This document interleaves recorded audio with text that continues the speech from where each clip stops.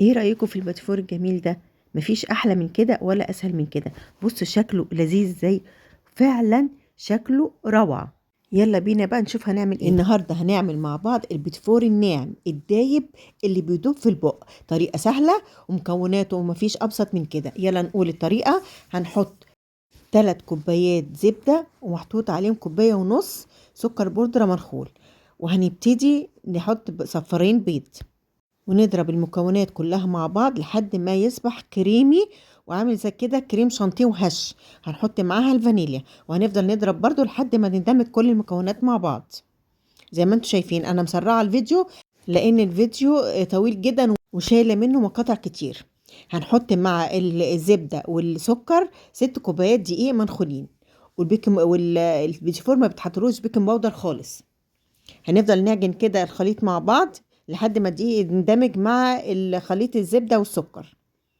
بصوا الطريقة، العجينة طرية في ايدنا ازاي وما بتلزقش، يعني طرية وما بتلزقش. انا قسمت العجينة على نصين وضفت عليها على الجزء التاني معلقتين كاكاو عشان يبقى بتيفور بالشوكولاتة. يعني عملت جزء بالفانيلا وجزء بالشوكولاتة، وهنشكل بالطريقة دي حسب الامواس اللي انت عندك. انا شكلت بالاشكال بثلاث امواس، 3 اشكال بس. حسب ما انت عايزة في الاشكال تقدري تعملي. هنا هندخله على درجة 170 وهيطلع بالمنظر الذهبي الجميل ده. وبص الشوكولاتة برضو شكله جميل ازاي. لما نخلص بقى بعد ما يستوي في الفرن هنبتدي نمسك كل واحدة ونحط بينهم مربى عشان يبقوا دبل. وبعدين طبعا نكون مكونين الشوكولاتة البيضة والسوداء والمكسرات، وهنبتدي نزين البيتيفور زي ما انتم شايفين. وهنا شكلت بالفانيلا وشكلت برضو الشوكولاتة وهيطلع بالمنظر الجميل ده. ايه رأيكم؟ احلى وافخم فيتيفور ممكن تعمليه في بيتك بكل سهولة وبكل فخامة ولذاذة، وهيطلع في منتهى الجمال. وتسلم ايدك مقدما. بصوا الجمال، بصوا شكله عامل ازاي. وزي ما عملت وحطيتها في الصينية قبل السوا، الحجم بتاعها طلع زي بعد ما استوى زي ما هو، لا فرش ولا جراله حاجة، وهتاكليه بيدوب في بقك. بصوا الجمال والحلاوة، مفيش احلى من كده واسهل من كده.